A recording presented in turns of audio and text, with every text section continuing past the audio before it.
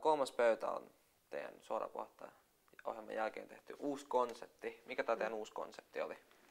No se oli siis sillä, että me mietittiin ensinnäkin, että mietittiin kaikkia keskusteluohjelmia ylipäätään, mitä telkkarista tulee, ja katsottiin, että mikä on sellainen uusi mielenkiintoinen, missä saataisiin niinku vuoropuhelua niinku aikuisten ja nuorten välillä ja myös päättäjien.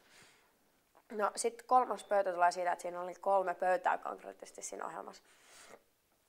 On pöytä, jossa on niinku päättäjä ja sitten siitä vaan haastatellaan siinä ja avataan tämä ongelma. Sitten oli 2 juontajaa, siis minä ja Aija, jotka lähti sitten omiin pöytiinsä. Eli mä menin niinku vanhempien pöytään, siellä oli 4, siis niinku aikuista.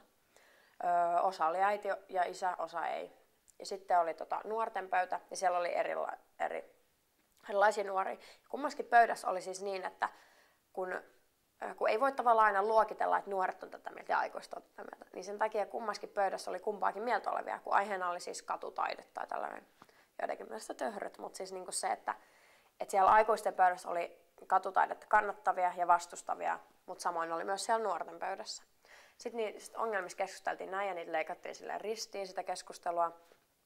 Ja sitten kun oltiin keskustelu, niin pari niistä sitten tehtiinkin silleen, että vastustavat aikuiset tuli siihen 3. pöytään ja kannattavat nuoret tuli siihen 3. pöytään. Ja sitten siinä vielä keskusteltiin. Miksi teitte sellaisen päätöksen, että olitte vastustavat aikuiset ja puolesta puhuvat nuoret sinne, ettekä toisinpäin? No, koska yleisesti ajateltuna voidaan sanoa, että nuoret kuitenkin enemmän kannattaa katutaidetta kuin aikuiset. Ja koska kuitenkin joku siinä oli ehkä tehtävä valinta, ei olisi ollut järkeä ehkä ottaa sinne sellaista kombinaatioa, että vastustava kannattava nuori, vastustava kannattava aikuinen, kun siihen ei olisi välttämättä tullut niin sellaista hienoa vastakkainasettelua kuitenkaan. Ja kun niistä aiheista oli keskusteltu jo niissä pöydissä, niin sitten piti tehdä joku valinta. Ja musta se oli ihan hyvä valinta, koska kyllä voidaan sanoa mun mielestä, että jos kysytään nuorilta, että katutaide, niin on se positiivisempaa se suhtautuminen kuin aikuisilla.